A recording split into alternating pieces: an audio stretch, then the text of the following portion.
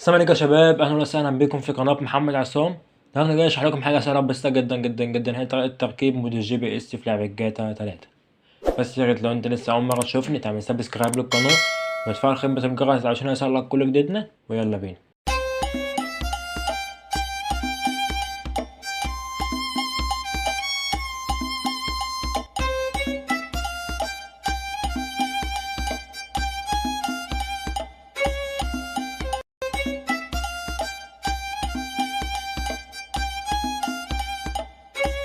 ورجعت لكم تاني يا شباب، وزي ما انتم شايفين طبعا اول حاجه هتعملها تخش على الملف بتاع الاد.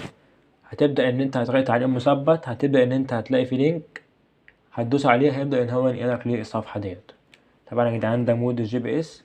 هتبدا ان انت تحمل المود دوت من على كلمه داونلود، وهتبدأ ان انت تلغي القايمة ديت. بدأ يا جدعان تحت ان هو بينزل معاك زي ما انتم شايفين. طبعا نخش عليه كده بشكل اوضح. يا جدعان ده مود الجي بي اس في لعبة جاتا 3 جي بي اس. هتبدأ ان انت هتدوس عليه كليك شمال كده، وهتبدأ ان انت هتدوس على مود الجي بي اس. بدأ يا جدعان ان هو يطلب باسورد. هتبدأ ان انت هتنسخ الباسورد دوت اللي هو اسم محمد عصام. هتنسخه في الوصف كمان لو انت عاوز تنسخه على زوم الوصف. وهتبدأ ان انت تحطه هنا باست، وهتبدأ ان انت هتدوس على اوكي. اهو يا جدعان زي ما انتم شايفين، وهبدأ ان انا اخش كده على المود اهو جنب الطبق دوت، وهبدأ ان انا اخد التلاتة دولت كده كوبي، وهبدأ ان انا اروح على ملفات اللعبة اللي هي لعبة جاتا 3، وهبدأ ان انا احطهم هنا زي ما انتم شايفين. هعمل بست.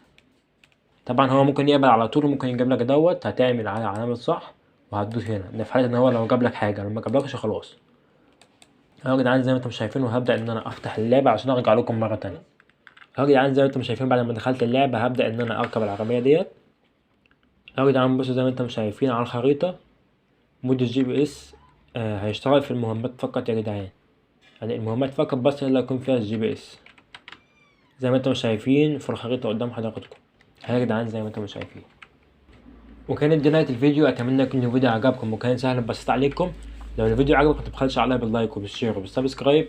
السلام عليكم ورحمة الله وبركاته.